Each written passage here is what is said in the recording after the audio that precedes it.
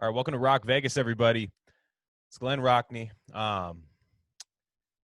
Hope you guys took some time out of your busy schedule of watching the Antonio Brown video in his home gym. I hope you guys all took some time out to listen to this podcast. So I appreciate you guys for doing so. If you know, you know, as far as that video goes.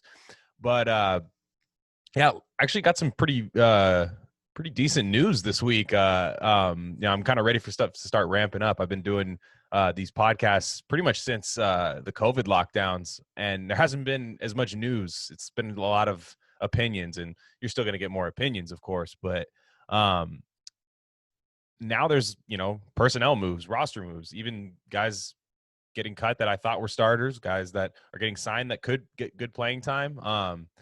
Yeah, a couple big things happened this week. So one of the main things that happened was Raiders brought in a new linebacker. They made a trade. Made a trade for Raekwon McMillan. And Raekwon McMillan was a guy that I got to be honest, when I first saw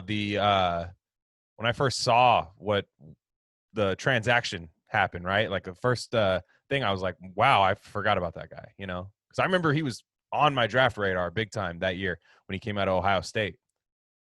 I thought he was pretty good, athletic linebacker and stuff, but he didn't really stick that well in Miami. Kind of got moved down the depth chart. From what it sounds like, just from Miami fans, and take that with a grain of salt. Anytime a team loses a player, they tend to downgrade him, while the other team that got him tends to upgrade him a little bit. Kind of look at him through rose-colored glasses, and the team that let them go is like, guy sucks. Get him out of here. He's a bum.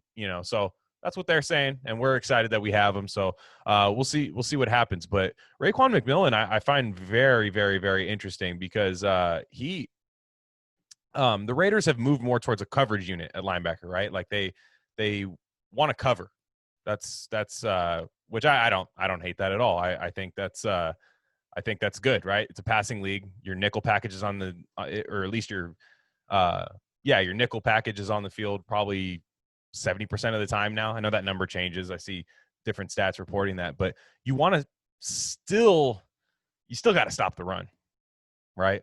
I mean, I prefer coverage over run defense, but at the end of the day, like, if the Raiders want to be a serious contender, they're going to have to eventually, win the division, which is a passing division, right? This division is not a running division. So they do want to build that corpse for the defense, but you don't want to stray away from just being able to be gashed by the run. Look at Green Bay last year, right? Green Bay had pretty good pass rush, pretty good defensive line, and the Niners just blew the door off them in the NFC Championship game. Could not stop anything, right? Parting like the Red Sea. Even Trent Richardson might have found somewhere to go with the holes that they're creating in that defensive line against the Packers. So it's if you're looking here, if you're watching on YouTube, I am putting up from Cover One at Cover One, just kind of some cut-ups that he made from of Raekwon McMillan. It's a lot of run game stuff, right? Like he has a nose for the ball, really good run fits, and that's what the Raiders need. And now I will say there's a lot of pessimistic Raider fans, and I can be one of them at times, that say, so what, did we just trade? The Raiders swapped I believe they did a 4th and 5th round pick swap with Miami to get him. So the Raiders now have Miami's 5th round pick, and Miami has the Raiders' 4th round pick in next draft. But people are saying, hey, did we just pick up another Tahir Whitehead? Right? Short answer, no. Right? That didn't happen. I don't think Raekwon McMillan's going to be a good pass coverage linebacker, and I don't anticipate him. He's on the field for 1st and 2nd down. He's probably going to take some playing time away from Morrow, but he's gonna just be there to stop the run on 1st and 2nd down. And to be bad in coverage is not being Tahir Whitehead in coverage, right? That's like saying, is your quarterback good? He's like, nah, he's not that good, but is he Andrew Walter bad? You know what I mean? Is he Brock Osweiler bad? No. You know what I mean? Like there's bad, and then there's Tahir Whitehead bad in coverage. And I don't think Raekwon McMillan is that bad. Also, what people have to realize is I don't believe the Raiders are asking Raekwon McMillan to do what Tahir Whitehead was asked to do last year, right? Especially after Vontez Burfict was suspended. People often forget Tahir Whitehead was given the green dot, right? Kind of captain of the defense, guy that makes the calls, gets everyone in position. McMillan's not going to be doing that. Kwiatkowski's got the green dot on his helmet. So McMillan, they're just going to ask him to, in the run game, stop the run.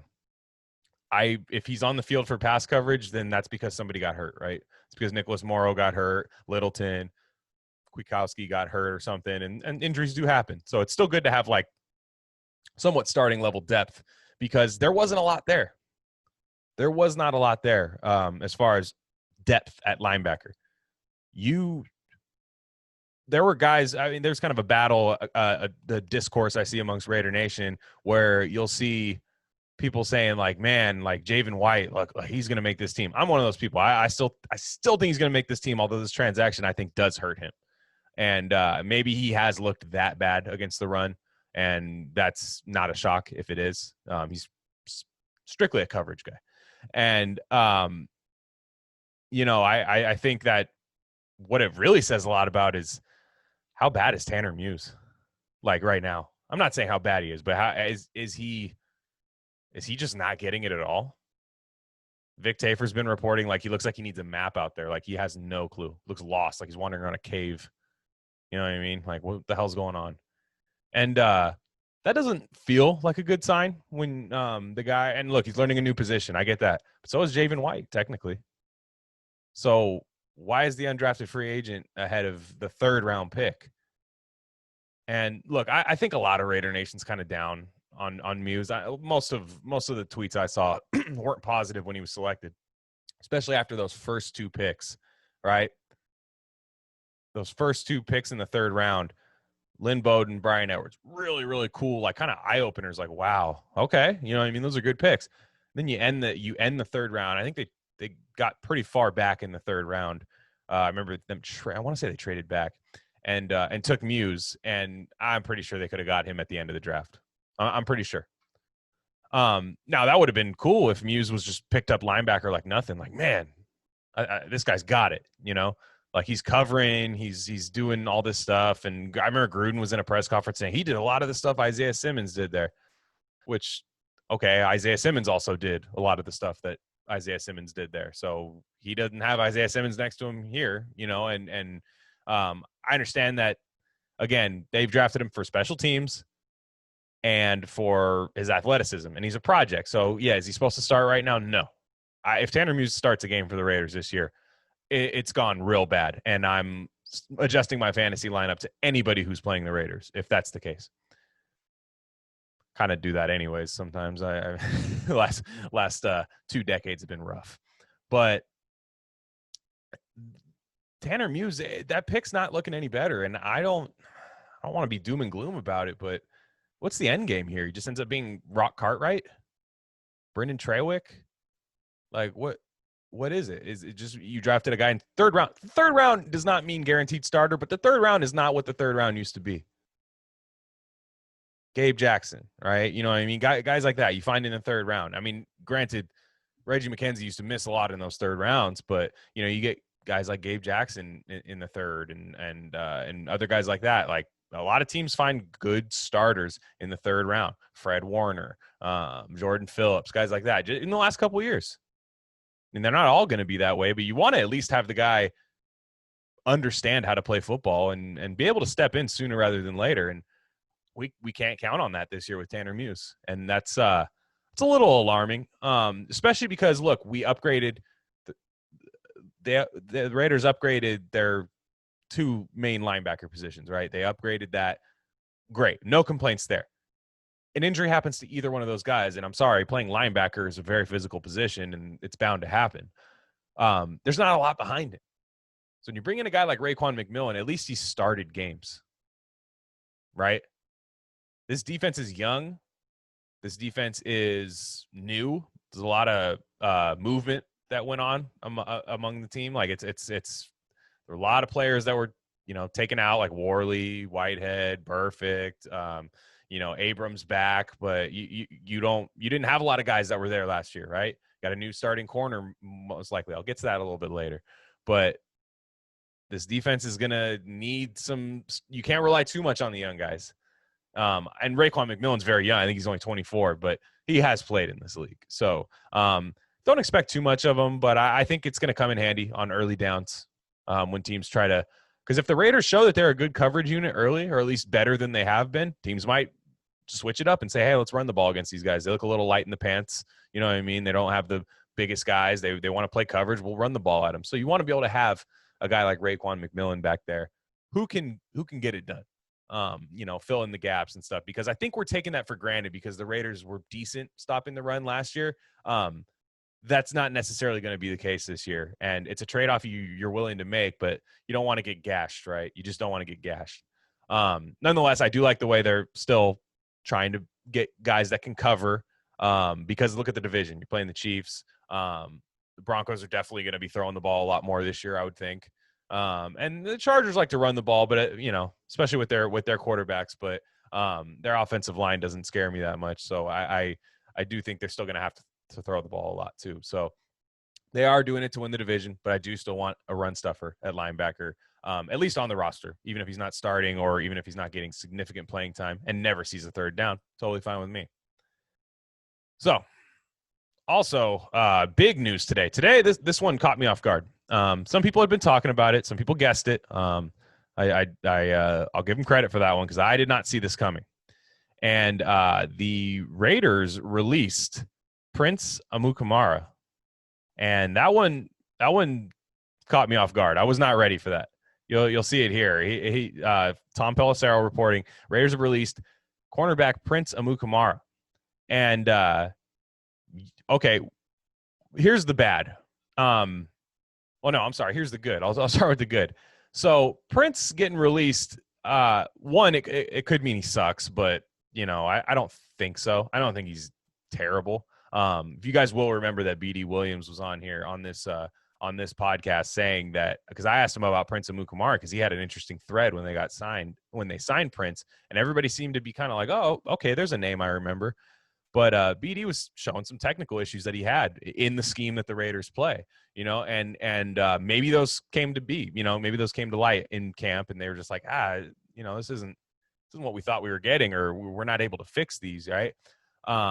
But I thought he was a veteran that was going to be able to, just in case the young guys, just like this guy right here, Damon Arnett, just in case he wasn't ready to go right away in this offseason where it's going to be tough to pick up a defense just like that. You're not able to really have meetings. Like, watch Hard Knocks, man. Those guys don't even meet with each other. Gruden's talking about he just met Corey Littleton on the damn near the scrimmage. So it's I thought maybe Prince was just kind of insurance for Arnett, which is totally fine. But them just cutting him is crazy to me because, like I said, if we want to look at this as a glass half full thing, maybe that means the young guys are just showing out in camp because we don't know. We don't have preseason. We don't know. We're just going off of beat writers, and even they don't have the access that they normally do.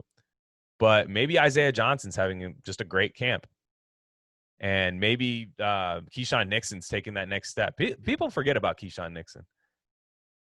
He had a great preseason last year, and he didn't see the field a whole lot last year, but I don't remember hating him. I'll tell you that much.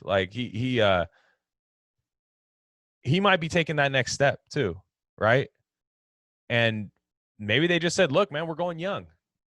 Right now, you're seeing a lot of these guys that are young now. They are Gruden's guys, right? These are the guys that came up, drafted while Gruden was here. This isn't Reggie McKenzie's guys. These are his guys. Maybe he feels more comfortable starting them. Maybe he liked what he got out of his draft class last year and said, okay, let's do it again this year. All right, Mike, let's see if you struck gold again. And Arnett, it sounds like they're really happy with him. The highlights you see from camp, he looks great. He fits the system like a glove. Again, watch the episode with BD Williams and watch Tape Don't Lie. They did a great breakdown of Arnett and even just some of the practice footage and stuff, and some of his good tape from Ohio State, some of his bad tape. But it looks like it's going well so far, which is great. And what I found was very interesting about this was just the fact that Gruden is just depending on young players, just in general. And how can you how can you even like have expected that from Gruden? Even the people that predicted Prince would be cut, because again, there was the video, and I'll put it up right now, of Hunter Renfrow. And you know, this to me said more about Renfrow than it did Prince. I don't know. I know some people really broke this one down. This one really stuck out to a lot of the film people about it. There were a lot of like super hot takes about it, but this is from Ryan Hurst. Put this video up here. But yeah, look at Hunter. Broke him down. Boom. Not even in the frame. Prince couldn't even make the GIF. You only saw the back of his jersey and he's gone. So, like, I don't know. And some people make the joke, is this what did it? But it's like, hey, maybe that was the good footage. Maybe Prince was just getting torched and we didn't see half of it. Like, I could see that too. But Gruden leaning on these young guys is so interesting. Like last year, Trayvon Mullen didn't start till week 7. I mean, he saw the field a little bit, but he didn't start until almost halfway through the season. And we all thought like he should have played a little bit earlier. But I guess this year, maybe it's the Vegas thing. Maybe the rebuild is over in their eyes, right? The rebuild's over when you start winning, but the rebuild in their eyes might be over. And it's like, hey, let's go. It's go time. You know what I mean? Best player wins. Isaiah Johnson, it looks like he was having a good camp. He was having a great camp last year before he broke that bone in his face. But maybe he looks good this year. And like I said, I'm okay with no preseason, but it does make predicting stuff like this really tough, right? I'm not doing a 53-man roster prediction. I won't do it. I was going to if we had preseason and maybe a little more access to training camp. I was going to give it a go, but man, what's the point? But this young secondary, man, I'm going to go a little pessimist right here. I love the upside of them. I think this has a very good chance of being a lockdown secondary one day. Very good. Right now, I'm a bit concerned. You are depending on, and I have the stat here from our good friend of the program, Josh Dubow. He said, and let me pull it up here. He had an interesting tweet about it. Josh always has the best stats that like you'd never ever think of. But he says, Josh Dubow says, with Lawson out week 1, people forget Nevin Lawson suspended too for the first 2 games. Mullen would be the only outside CB that game. I'm sorry. Let me start this over. With Lawson out week 1, Mullen would be the only outside CB that game who started even 1 game in the NFL. So, yeah, Trayvon Mullen has 10 starts in his career, and he would be the only corner that started, right? Amik Robertson hasn't played. Keyshawn Nixon hasn't started. Damon Arnett is a rookie. And so we're asking a lot. And in an offseason where you didn't get that much work, not the work that you should be getting. And look, all teams have this. So this isn't just a Raider thing. This isn't, anything like that. But a lot of teams don't have this young of a secondary, at least not like this young. And that's a bit scary to me. Especially early. Early, as talented as I think these guys are, there might still be blown coverages from communication. One thing I also worry about the secondary is they're feisty, which we do love, but maybe that could lead to a lot of penalties too. And you'd like to have that veteran in there, and not all veterans are disciplined, but you'd like to have that veteran in there to kind of reel him in a little bit. And Lawson's a veteran, but he can't even play the first 2 games, and I'm not really too interested in watching him play either. So, yeah, I found this fascinating this morning because I saw people predicting it, and I kind of was like, no, what are you talking about? And they were right. And I'm intrigued because it's good. I do think for Gruden to let go of veterans, the young guys got to be real good right away, because this didn't even happen last year.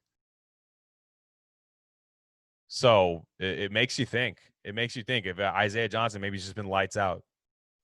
Arnett probably, these guys, when I say lights out, I just mean good enough to really stand out, to cut veterans.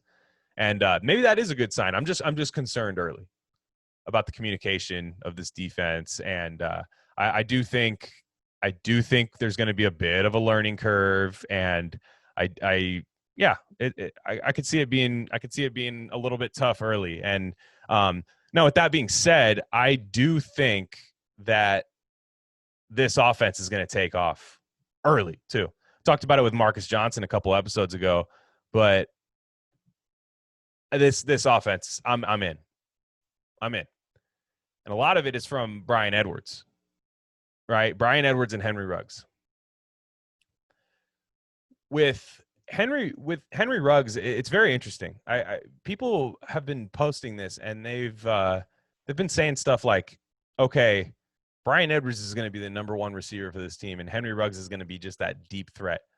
You know, like I made the analogy to like Bryan Edwards is that car, that dependable car that you take everywhere, or that truck that you can pick up anything, tow anything with. You know what I mean?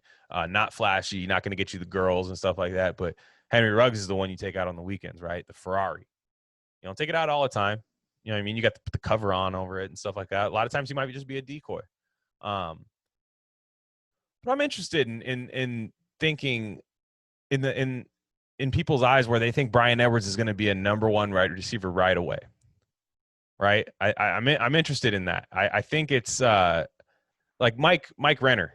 He wrote an interesting piece, and by interesting I mean kind of a hater, honestly. PFF is very polarizing. I do look at their data a little bit. I use their grades just a little bit, but I do find them interesting the way they talk about the Raiders. And look, the Raiders haven't been good, so it's kind of tough to say that he's wrong per se. But there is a very, and I'll show it to you for the viewers at home. I will put it up right now. Yeah, here's the article. So it's by Mike Renner. He does the 2-for-1 Drafts podcast with Austin Gale. A lot of Raider fans will probably know Austin Gale. But so I found this fascinating to me. So he says the wide receiver position, arguably the most difficult. I am not signing up for PFF Premium. Get out of my face. But the wide receiver position has arguably been the most difficult to scout over the past half decade. Recently, first rounds have been littered with busts, just throwing darts could have netted you equivalent returns at the NFL as a whole. So there he's basically saying it's an introduction. He says this brings up the evaluation of Bryan Edwards. So he's saying that 36 of Bryan Edwards' 71 receptions came on screen passes, and 10 of his 15 broken tackles came on those screen receptions. At the same time, he hauled in only 8 of the 23 passes that were thrown to him 15-plus yards downfield, though that was often no fault of his own, as South Carolina quarterbacks combined for a 60 passing grade. If you know anything about PFF passing grades, 60 is fucking garbage. So it's weird. I do find this, and Brian, or I'm sorry, I listened to the podcast where Mike Renner was talking about this, and he was kind of saying some stuff where he wasn't very good at beating press, kind of, and didn't have like creativity in his moves to win at the line of scrimmage, which it's not what I've heard from literally anybody else, and I found that very interesting. But what I found funny is like just Mike Renner bringing up those stats, and he wants to say, okay, he only caught this much, and a lot of it was screen passes. He only broke this many tackles, and a lot of them were on screen passes, and his quarterback stunk. Yeah, no shit. That's why he caught a lot of screen passes.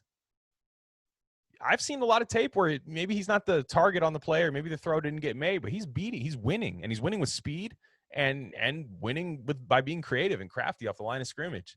Now, I do think it is fair what Mike Renner's saying about Bryan Edwards. Like, temper your expectations. I don't know if he's going to get 1,000 yards his rookie year. I don't know if we're going to see a DK Metcalf rookie year out of him, and that's okay. Maybe you get just like 700 yards out of him, and some great contested catches in the red zone. I still think they're going to spread the ball out pretty evenly. So this brings to my next point. People say Henry Ruggs or Bryan Edwards, who's going to be the number one wide receiver? My answer is C, Darren Waller. Darren Waller is a beast. And I find myself not forgetting about him. You don't forget about Darren Waller. He's probably one of the most explosive guys on the team. We'll see what happens with Henry Ruggs. But Darren Waller is so good. You hear people talk about him, like Foster Moreau. And he's just saying, like, man, you just don't realize how fast Darren Waller is. Like, and he's so big. And I still think Carr's going to lean heavy on Waller and Renfro, especially early. These two rookie receivers with Tyrell Williams, right? This is a good time to talk about this too. Tyrell Williams tore his labrum. And to me, I thought Tyrell Williams was poised for a nice year if he was healthy. I was like, man, I like the way he played last year. Not entirely. I understand he got beat by some DBs on contested catches. I understand that he's not the most explosive guy, but I thought he played pretty well, and I thought he had a nose for the end zone. So I was excited about that. But now, like I was talking about the secondary, you have two rookie wide receivers, and Edwards might not start, right? He might not start right away, but I don't see Carr looking to them early. You know what I mean? Not as like security blankets the way he looks at Hunter Renfrow and Darren Waller. And by all, accounts of training camp and the stuff we've been told, they both look great. Darren Waller's the number one receiver, not wide receiver, but receiver on this team until proven otherwise. He's a monster, and Gruden knows what he's doing with the tight end in the offense. Jared Cook looked incredible with this team.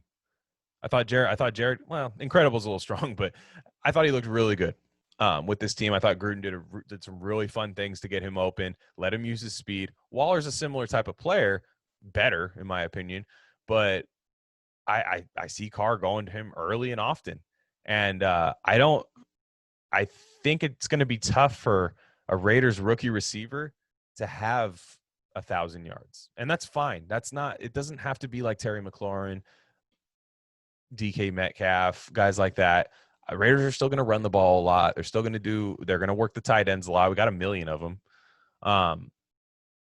But yeah, I think we need to stop worrying about whether Ruggs or Edwards is going to be, oh man, who's going to be the number one? Oh man, like CeeDee Lamb's doing this in Dallas and Jerry Jeudy's doing this in Denver. Like, did we draft the wrong guy? And it's like, man, Gruden is obviously trying to copy the Chiefs with a bit more of a run, with a better run game, honestly, and one that they lean on.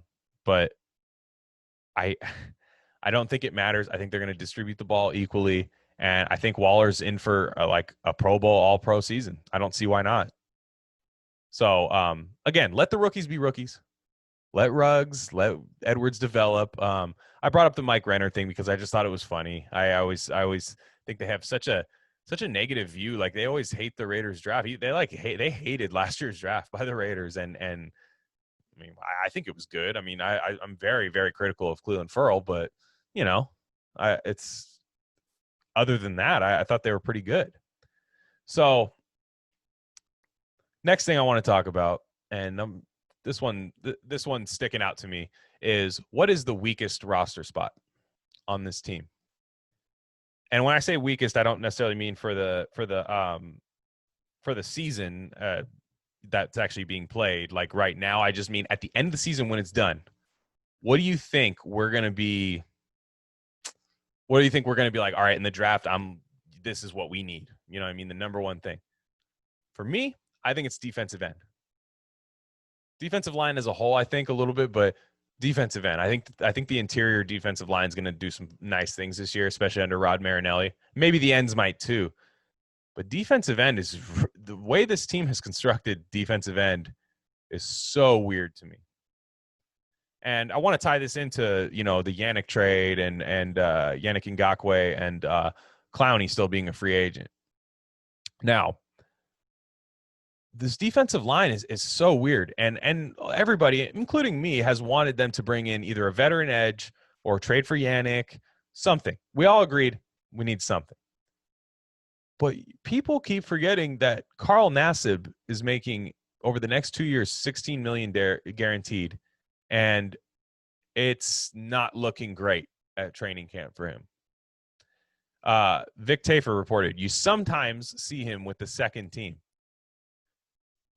getting reps. And that's not what we want to see. With Carl Nassib, like, I don't know. And I'm not a film expert. I usually bring film experts on to maybe see if I'm right or wrong on certain suspicions that I have. But Carl Nassib to me just seems like Clelin Ferrell. Like, you just like, man, I love Cleveland. How do we clone him? And yeah, maybe he's got a little more upside. Maybe he's a little more polished now. A little more, I guess, explosive. I don't know. But what that signing happened really early in free agency. It was one of the first few. And it's like, what did Mayock see that was like, man, I got to lock this guy down before the rest of the league has a chance at him? Because I don't know. I don't know that he would have got this money from anybody else, man. Like, I don't know. It was weird at the time. But I thought they weren't done. I was like, okay, they're going to bring in, somebody else, somebody a little more explosive. But this third down package, it's like you almost have to play him too with the third down package. Like I'm seeing a lot of people saying, I've been asking around, you'll see a lot of people saying that he's going to be Nassib on third down, Furl inside, Collins, and Crosby. And I hate that. Like, I hate that third down package. Like I'm an Arden Key truther. I think Arden Key is going to be a monster this year. Not a monster, but I just think compared to his last seasons, I think this is his breakout year. I think he gets a lot of pressure, and I think he finishes a lot more plays. But it's like, is that going to be the reason that Arden Key doesn't see the field, is because they're tied up to Nassib, like Joyner? You know what I mean? Like if how the Raiders have been forcing Joyner in there because of his money. And the way they've constructed these defensive ends, I just don't get it. Now, look, I knew they weren't going to get Yannick in Ngakoue. I just, it didn't seem right. It didn't seem right to pay Yannick the money that you were going to pay Khalil Mack, because at that point you just pay Khalil Mack. Like it didn't seem right. I don't think Yannick's nearly as good as Khalil Mack. I don't think that's a hot take or anything. And I don't think John Gruden wants to trade huge assets. And you look, they did it for, I think, a second or something like that, in a conditional third, if I'm not mistaken. I don't have it in front of me right now, but the Vikings did, I'm saying, for Yannick. But the thing I found as just something, I just didn't see Gruden or Mayock really doing that. There's always a debate on who. Let's just say it's Mayock, right? That's completely in charge. I never saw that happening. But not bringing in a veteran edge, just a guy like, remember Freeney, right? Like when Dwight Freeney and all the guys I believe Freeney was with Denver. You know what I mean? He made a real impact there. And just bringing in a guy who just on third down can pin his ears back, limit his reps, let him do what he does best. We didn't do that this year. Brought in Carl Nassib, who's young. He's athletic and has been productive, but not in the way that you'd want to. Not what he's going to be paid to do. Because if you think Furl is as good as the 4th overall pick, right, as the draft pick you spent on him, you're not necessarily trying to replace his pass rush, right? Or you're not trying to clone him, right? Like you think Furl's going to eventually be the pass rusher, right? You're not trying to clone what he was last year, and to me, that's kind of Nassib, right? Nassib is just what Furl was, and it's like, Everson Griffin, and guys got to want to come here. I'm not saying that they didn't reach out to any of these guys, didn't try it at all, but guys like Everson Griffin and guys like that is just somebody I wanted to see on this team, and I'm not super happy with the way the defensive line is constructed, and I'd feel a lot better about this secondary if there was going to be more pressure. And I think the secondary, like I said last episode, coverage does lead to more sacks and more pressures, but that's asking a lot out of this young secondary. So I do have my concerns about this defense. So it's something. And Clowney,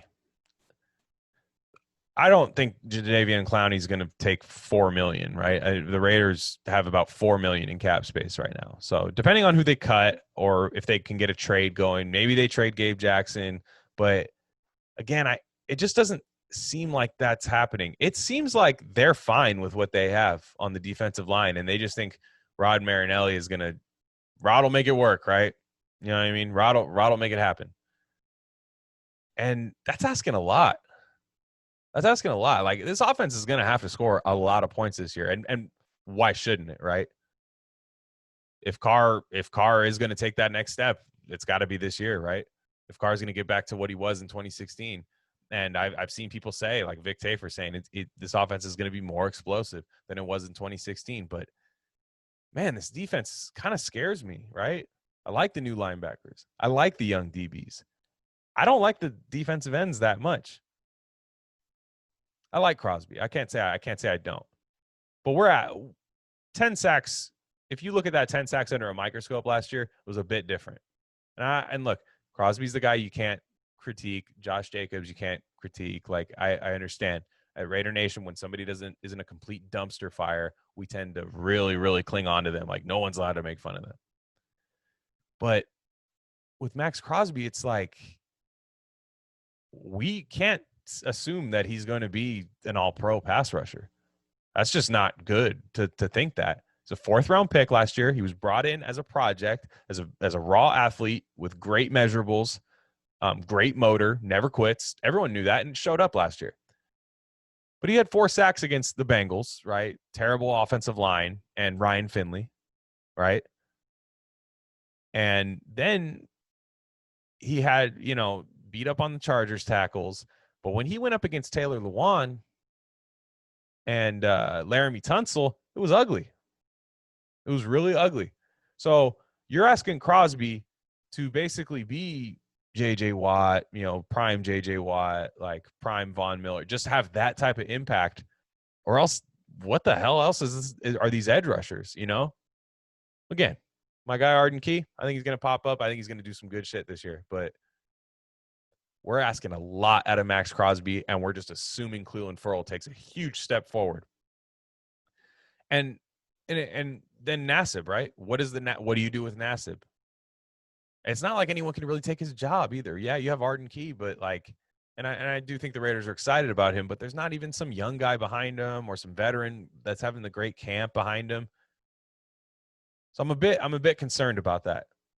I'm a bit concerned. I thought for sure there was going to be some kind of late veteran thing, and there still can be. They still can bring in somebody, right? But camp's almost over. So anybody you bring in is just going to have to pick this shit up right away. So, very, very odd that that Gruden doesn't that Gruden or Gunther or whoever is just like, look, this is what we have, and we're excited about it. Yeah, I think I think that's still, to me, at the end of the year. Even if the Raiders have a really good year this year, and I think they're going to be a decent team, even if they think they have it all set up, I still think at the end of the year, we're all going to be like, man, we need to get better pass rush on the outside. Because, again, I think Collins, Hurst, I think they're going to get good pressure on the inside. Better pressure, I should say.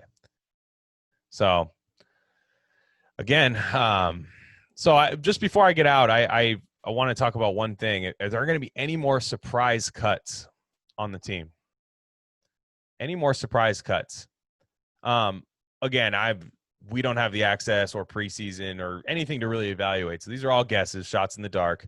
One, I think Javen White might be cut, unfortunately. I think the McMillan signing was a good one and probably better in hindsight, but I think Javen White's spot might not be safe. Again, he's better than Tanner Muse from all reports I've seen, but 3rd-round draft pick, undrafted free agent.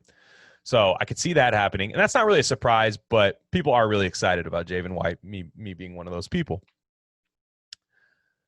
One thing that I saw going around was Theo Riddick.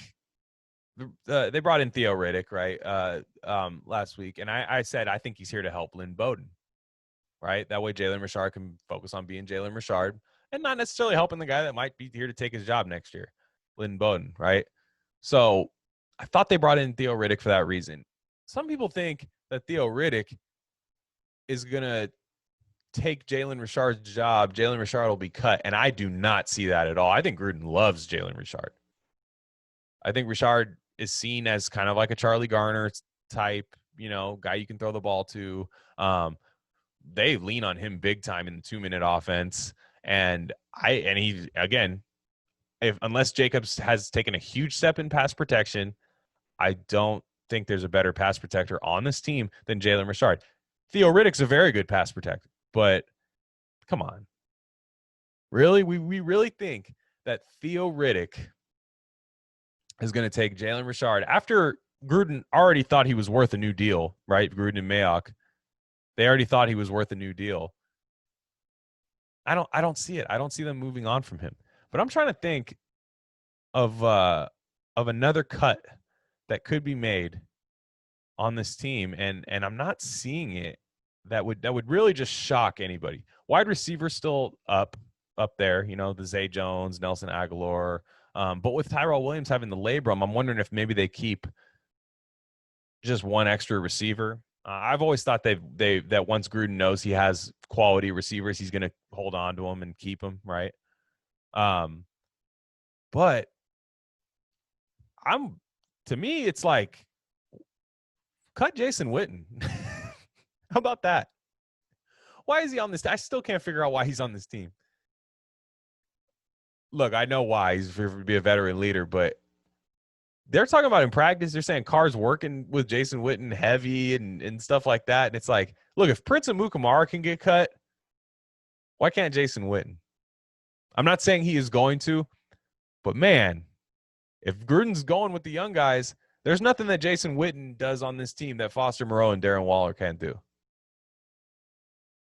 So why can't Jason Witten be the surprise cut on this team? So I'm hoping it does, because I just don't want to waste a roster spot and $4 million on a guy who's the third tight end. I hope he's not the second. So yeah, that's something I could see happening. I could see them maybe doing it, but I don't know. I'm it's more hoping than seeing. So yeah, I don't see. And then also I was thinking about the other day, who is going to be the fantasy football superstar on the Raiders? Fantasy football. Just had my fantasy draft. Only got Henry Ruggs as a Raider. Got a lot of other AFC West rivals. Some may call me a hater. I like to win. I'd like to let the Raiders disappoint me only on TV on Sundays rather than in my fantasy lineup as well. So, but Darren Waller versus Josh Jacobs. I wonder who has a better year as far as rankings, right? So is Josh Jacobs going to be the better running back in fantasy over Darren Waller in his tight end group? And I think it's Waller. Running backs are crazy in fantasy, right? Like Christian McCaffrey is going to be probably the number one, you know, Kamara if he gets his new deal. Guys like that.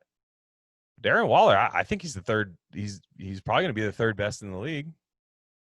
Maybe with Ertz, as far as fantasy value, Ertz has a good nose for the red zone. But if Darren Waller gets his red zone numbers up, I think you're looking at a fantasy superstar this year. He was already good last year, but he went, I believe, in the 6th round in my draft, which, hey, I mean, he was undrafted last year. But he went in the 6th round in this year. And I think, and Jacobs went like 2nd round. And I don't play with a lot of Raider fans, actually. It's actually, I'm the only one. So I think Darren Waller is going to be the fantasy MVP of the Raiders this year. And I think his line looks something like, I got him at 1,100 yards around there. 7 touchdowns. Yeah, let's go 7. And I think he's going to catch around 85 to 90 balls. So I think he's going to have huge explosive plays, just like that screen pass that he did against Denver last year. Wonderful play. Took it from like the 4-yard line to the house. So yeah, that was something I was thinking about. So I think Darren Waller is going to be the number one fantasy guy on the Raiders this year. And I would always assume it was Jacobs, but it's Waller. So yeah, next week I'm gonna have Marcus Johnson join me for next week. We're gonna do a division preview, so a little different, right? Like we're gonna go over, you know, the final roster. I believe Saturday is when they make the cuts, so maybe we'll record after that. So we'll talk about the cuts, and then we'll do a division preview. And Carolina, get into Carolina, like what they are. Carolina's got a brand new team. Carolina's defense, brand new. Coach, brand new. Offensive coordinator, brand new. Quarterback, brand new. So what can we expect from Carolina? So that's going to be next week. You can follow me on Twitter. I'm at Glenn Rockney, GLENROCKNEY. And this is Rock Vegas. I have another podcast called Rare Candy, a little more politics, social commentary. Please feel free to check that out. If you subscribe to this YouTube channel, the Rare Candy YouTube channel, you will see all those episodes as well. Thanks to everybody who's been, interacting with me on these episodes. It is nice to know that people listen. If you like this, please retweet it on Twitter. Just tell a friend. You know what I mean? We all know a Raider fan. I know we're, unless you're, isolated somewhere where you're the only Raider fan. In that case, I'm happy to cater to you with some content. But if you know anybody that's looking for Raiders content, and I try not to be the echo chamber that everybody else, kind of sometimes is. Not everybody, but I try to do things a little bit different than other people, talk about different things. So therefore, we're not all echoing each other. But check it. If this is your first time listening, I hope to see you again next week. So thanks again, guys. I appreciate it.